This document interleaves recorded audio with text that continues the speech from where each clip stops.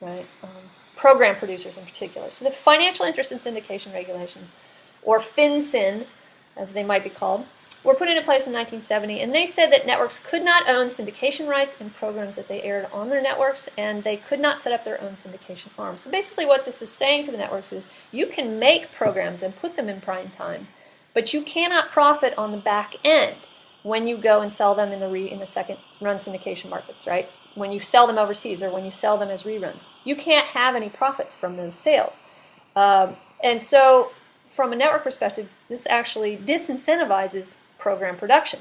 If you can't make money in those second run markets, that's where all the money's to be made, right? So there's no incentive to produce your own programs then.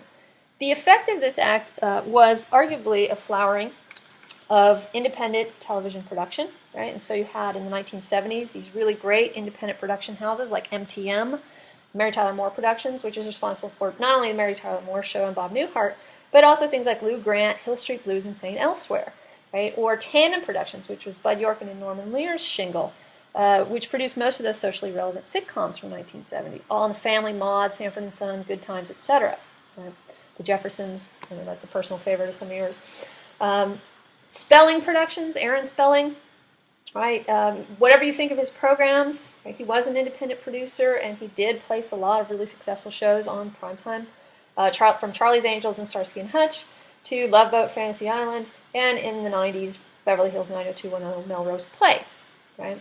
And finally, Carsey Warner International, which was really the last of these independent production houses to stay in existence. It lasted until 2007 when it was bought out finally by NBC Universal. And they produced things like The Cosby Show and Roseanne, and Third Rock from the Sun, The 70s Show, things like that. Very successful in sitcom production. And lasted, as I said, till 2007 when it was gobbled up by NBC Universal. And as Greg's talked about in last week's readings, now there are really only 5 production houses, and they're all in some way owned by the networks. Right? So we no longer have these independent producers, and arguably that hurts the diversity of programming that we get. You can't have that flowering of socially relevant sitcoms in the 1970s without Tandem Productions, without Bud Yorkin and Norman Lear being financially incentivized to produce those shows, right? And without CBS being financially disincentivized to produce their own watered-down shows.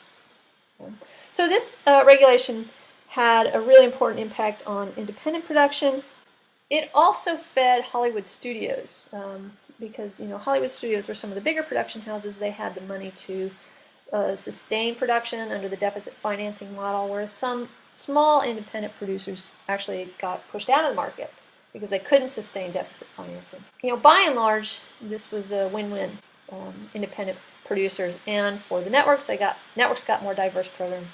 Independent producers got a chance. It's eliminated in 1995, finally, and as we talked about in the last couple of weeks, what we've seen is the networks filling up their schedules with their own material once again. We have seen all of the production houses, the independent ones, shut down or gobbled up by the networks, and the networks really preferring to bring their own content to market to maximize their profits from production. Primetime access rule was another thing put into place in 1970, and this said that network-owned and affiliated stations had to leave at least 1 hour in prime time. That's those hours from 6 to 10 o'clock in the Central Time Zone for local programming. Again, this was designed to diversify programs on television. In theory, it opened an hour for local stations to create their own programs. In practice, what ended up happening is most of them filled that with their local newscasts and then something they bought in the second-run syndication market, so usually game shows. Right? So that's part of why you see game shows from 6 to 7 in the schedule. And you still do. It's a vestige of this primetime access rule. But that was also eliminated in 1995. Okay. So, early on, the FCC had an interest in diversifying ownership and in diversifying programs, the people who are producing them. The idea being more people producing more programs will result in more diverse representations. They also had an interest in public information provision, and to secure this, they came up with something called the Fairness Doctrine, which was in play until the late 1980s, from 1949 to 1987. And this doctrine said stations had to present controversial issues of public importance. That is, they had to do public interest programming. They had to make newscasts, and they had to do documentary series. And they had to address in some way things that were of political and social importance to their users, to their audience. They also had to do so in a particular way, which is to say honestly, equitably, and in a balanced way.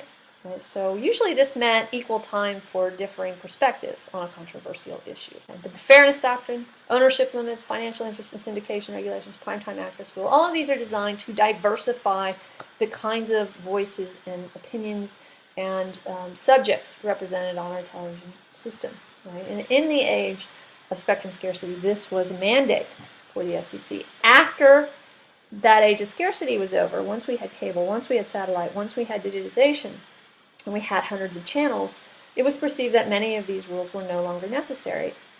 You can think about on the D2L whether that's true or not. Are we better off? Do we have a more diverse television market today as a result of the elimination of these regulations? The only major overhaul of the Federal Communications Act of 1934 has been the Telecommunications Act of 1996, and this is really designed to bring the Communications Act up to date for the digital age. It allocated digital channels to existing stations without charge and without much public debate, and it auctioned off parts of the digital spectrum for research and development to existing entities with a lot of power. Right, so for a lot of people this was a missed opportunity. With all of the new space available on the digital spectrum, why not allow educational television to have more channels? Why not give channels to local activist groups or nonprofits? Right? Why give NBC, CBS, and ABC 13 new channels? Do they really need more? The FCC felt like those channels would be better developed by already powerful entities.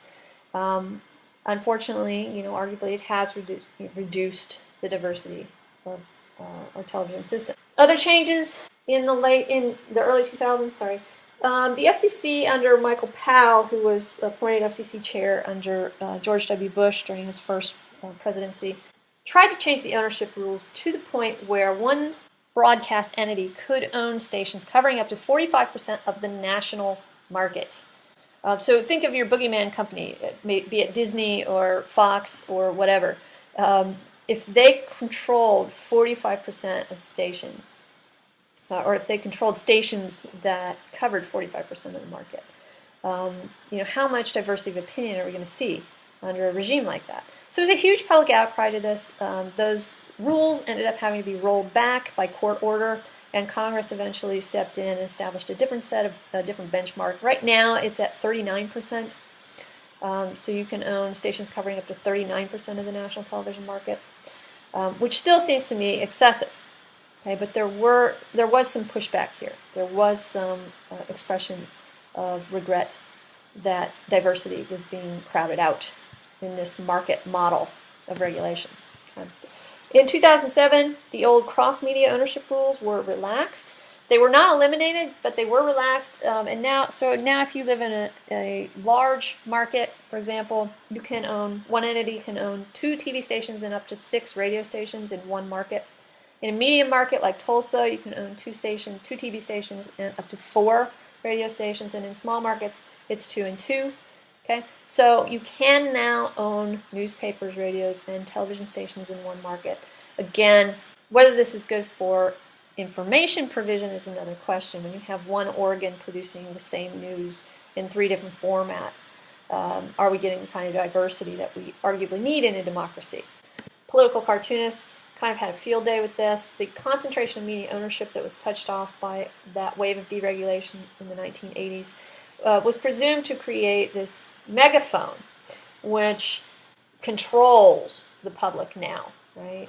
We get so few different opinions that we have no basis for actually criticizing or thinking about alternatives to decisions that we make. The Iraq War is a good example of this, right? The media megaphone chanted war, war, war, and it was very hard for anyone to get a place at the podium, to say, hey, wait a minute, what does Iraq have to do with 9/11? This particular, this is about media conglomeration in general. This is about Clear Channel's gobbling up of all of the radio stations, such that, now as you travel from market to market, the radio stations are almost identical. Right? So what happens when one company owns so much of our radio space? What happens when we only get information from one source? Is this a healthy environment? Now, as Grace says, owning the podium is a very powerful position. It's powerful because you get to speak and you can prevent others from speaking, right? So, owning a television station is like owning the podium. The FCC theoretically can force stations to serve the public interest, but it hasn't, as I say, historically done this, right? And probably the most famous case is the WL BTW case during the civil rights era. So WLBT was a white-owned station in the predominantly black city of Jackson, Mississippi, and the station owner was racist. His station underwrote the local White Citizens Council, which advocated for segregation. It cut news feeds about civil rights activities in the area. It refused to air programs with black actors or civil rights supporters. So, for example, when many of the actors on Bonanza went on a junket in support of the civil rights cause throughout the South, WLBT stopped showing Bonanza. And, the network or the station editorialized against civil rights causes without providing equal airtime for opposing views. The local NAACP tried to fight back against this and filed suit with the FCC, claiming that their public interest was not being served by this segregationist station policy. These are some documents that illustrate some of the conflict here. This is an editorial by Fred Beard, the station manager, and it expresses a basic segregationist argument. The editorial is about the attempt to integrate the University of Mississippi when James Meredith tried to integrate the university, and the federal government had to step in to escort him to campus and protect him while he was there. And this is an argument against that integration based on a states' rights argument, right? That the federal government is trampling states' rights, and that this is, really not a good thing. Particularly during the Cold War, right? So, third paragraph here is really kind of typical anti-communist hysteria from the early, late 1950s, early 1960s. It's very typical of the kind of rhetoric you would have heard, particularly among conservatives during that period, right? I can't believe that the government, are sending troops into Mississippi when you're not even willing to overthrow the communists in Cuba, and stuff like that. Okay, so this is an example of the kind of editorial that you might hear on the radio station owned by this man and the news channel, right? So he would editorialize in this fashion, pro-segregationist, pro-white citizen councils, right, anti-civil rights, and he would not give civil rights leaders equal time. So, this is a letter to the station owner from Medgar Evers, the great civil rights leader, Medgar Evers. And he says, "Dear Mr. Beard, I am in receipt of your letter of July 12th in which you explicitly refuse to grant the NAACP equal time in presenting as a public service programs of interest and information to the television audience." And notice how he frames this as a matter of public service. He's effectively saying to the guy, you have a duty under the law to serve the public interest, convenience, and necessity, and you are neglecting this duty. You need to give us equal time. So the NAACP, as I said, brought suit with the FCC. They tried to contest the license renewal for the state. The FCC effectively ignored the complaints and renewed the license anyway. It went to court, and in the courts it went back and forth until it reached the Supreme Court. And Warren Burger, who was the Chief Justice of the Supreme Court, effectively struck down the FCC's renewal and yanked the license from WLBT, claiming that it was not serving the public interest and that the FCC had effectively abandoned its mandate. So this is the one case in U.S. history where a television and radio station lost its license for not serving the public interest. But it had to be yanked, the license had to be yanked, not by the FCC, but by the Supreme Court, because the FCC was unwilling to actually act on its mandate. For citizens of Jackson, Mississippi, the power of owning the podium was palpable. Right? They did not see themselves represented. They could not express themselves. And the people who were expressing themselves were advocating violence against them. Right? So this was a very clear case where owning the podium equals social power, and not a benevolent social power.